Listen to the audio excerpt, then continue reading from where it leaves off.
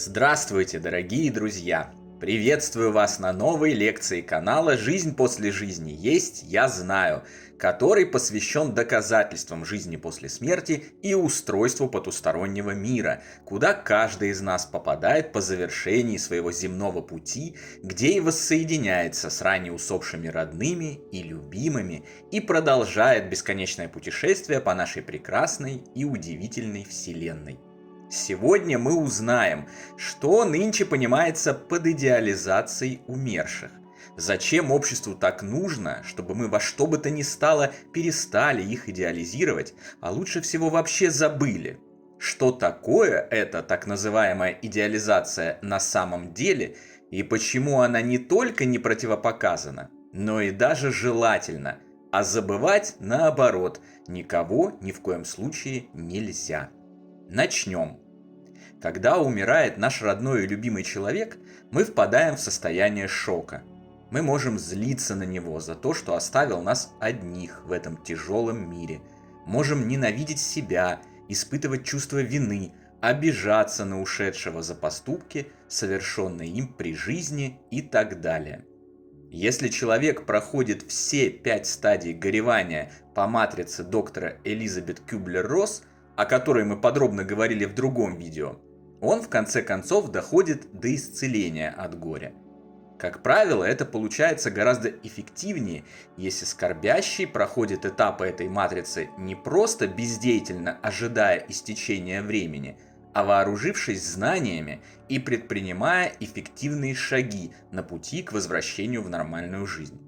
Если все идет хорошо, в какой-то момент наше сознание вдруг очищается от негативных эмоций, забывает все плохое и оставляет в памяти только хорошее. Мы вспоминаем ушедшего лишь с позитивной стороны, ставим его на пьедестал и испытываем самые прекрасные эмоции, вспоминая его и нашу совместную жизнь.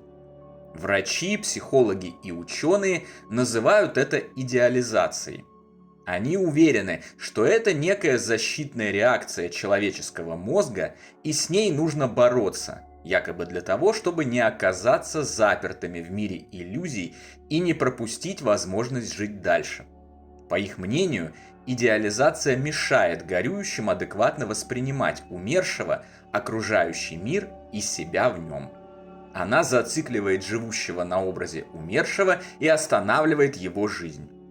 Здесь я прошу вас задуматься и оценить мнение ученых людей касательно конкретно этого явления и в целом их методологию изучения чего-либо непознанного и вынесения авторитетного суждения об этом.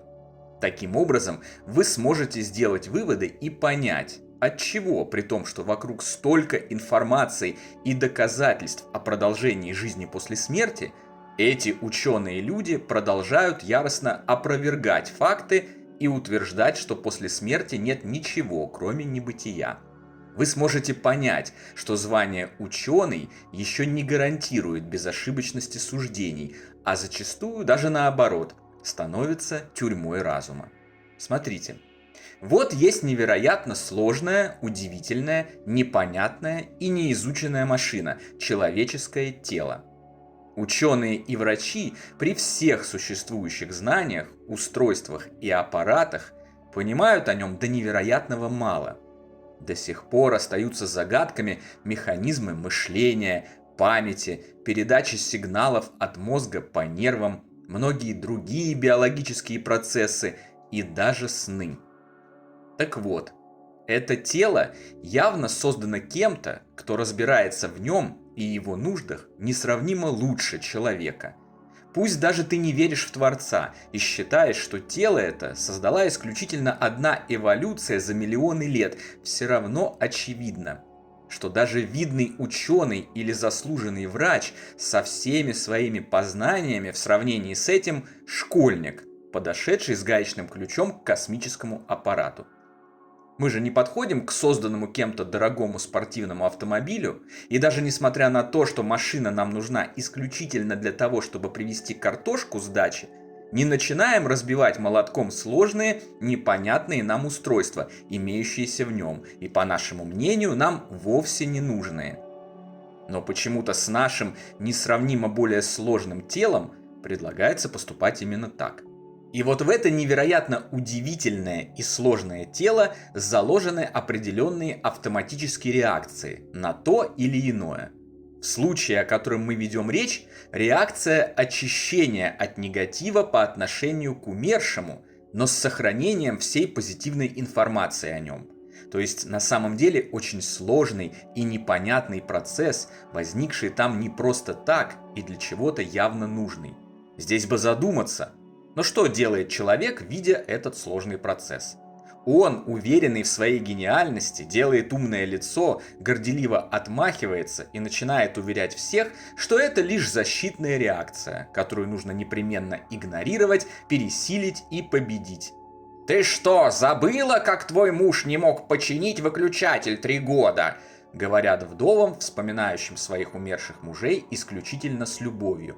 «Не забывай об этом, не ставь его на пьедестал, это помешает тебе встретить нового мужа. Помни, что он был обычным человеком, а еще помни, что он курил и не мыл за собой кружки. Ты уже забыла, как твой мужик по воскресеньям уходил в гараж и выпивал там с приятелями, пока ты стояла у плиты и пекла ему пирожки?» Окружают оплакивающих своих половинок своеобразной заботой коллеги на работе. «Не делай из него супермена, это защитная реакция. Перестань фиксироваться на муже. Вон лучше обрати внимание на Ивана Ивановича из 303-го кабинета. Он свободен. Ты что, уже не помнишь, как часто вы ссорились с женой? Как она била посуду, когда ревновала тебя к подкатывающим бабам, а ты безобидно флиртовал с ними? Не идеализируй ее. Она вовсе не была прекрасной феей, в ней тоже сидели демоны». Убеждают вдовцов друзья. А им вторят психологи и психотерапевты, предлагая свои волшебные успокоительные таблеточки, от которых текут слюни изо рта, и сознание становится ватным, еще больше сужая и без того узкий спектр восприятия. Если же признать, что реакции человеческого тела – это необходимые ему процессы, созданные и производимые не просто так, а с глубинным смыслом, а разве может быть иначе? Если доверять своему телу как инструменту божественного творения, то все начинает выглядеть совершенно по-другому. Когда в желудок попадает еда, тело автоматически выделяет нужные ферменты и пищеварительные вещества, чтобы получить из пищи энергию для жизни. Когда в организм попадает инфекция, он автоматически выделяет лейкоциты и отправляет их на борьбу с ней. Когда мы сильно устаем, мы автоматически же отключаемся и спим, чтобы не сойти с ума. Когда на слизистых оболочках появляется инфекция или загрязнение, снова мы автоматически кашляем и чихаем, чтобы избавиться от нее. С этими автоматическими реакциями, слава богу, пока еще никто не предлагает бороться. Ну, собственно, почему? Давайте их тогда пересилим и посмотрим, куда нас это приведет. Так называемая идеализация умерших – точно такая же защитная реакция психики на заражение горем. Но защитная в хорошем смысле этого слова. Правильная реакция, нужная и полезная реакция. Фактически, кто-то создал механизм, позволяющий человеку, попав в ситуацию утраты горячо любимого существа, избавиться от горя, обид и злобы. Простить умершего, побороть чувство вины, забыть все плохое и оставить только хорошее, сконцентрировавшись исключительно на любви. То есть, по сути, уничтожить болезнь, всю негативную энергию, оставив лишь позитивную, фактор помощи, пользы и роста. Обобщенная информация изучения потустороннего мира говорит о том, что горе и негативные эмоции вредят как умершим, так и живым. Первых это мучает, привязывает к земле и не дает им вознестись в более прекрасные духовные сферы.